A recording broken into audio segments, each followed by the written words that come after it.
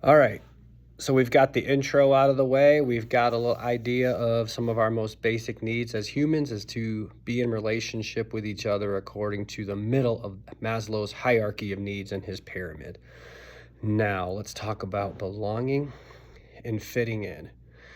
I had this conversation with a kiddo, and they were talking about how one of their friends was putting their Monster energy drinks in their Stanley and was taking it to school, which is pretty clever and funny, I think.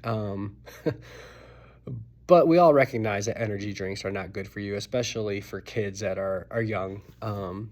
And so I asked this person. I said, "So, your friend, you're obviously doing something that's not good for them. Wouldn't you tell somebody that that's what they're doing?"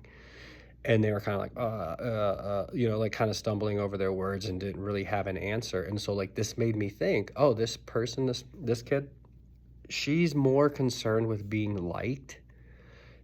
She's more concerned with being popular, not really going against the grain, knowing that if she does say something, then she's going to be busted by this friend or whatever. And so essentially what she has decided is that she knows like energy drinks are bad for her, but it's more important for her to be liked and fit in with this friend than it is to actually do what is best for her friend. And that's very interesting. Um, and we see this a lot with especially younger kids, teenagers, that kind of thing. Like it's really important to fit in, to be popular, to have a group. And this is part of our most basic needs. Is like we do need to have relationships and we do need to be in a group. But what's the cost? At what cost? Because fitting in, for people, if they want to fit in, then a lot of times they'll jeopardize their own set of values and beliefs or morals or what they feel like is right or wrong and that kind of thing just to fit in. And that can be dangerous.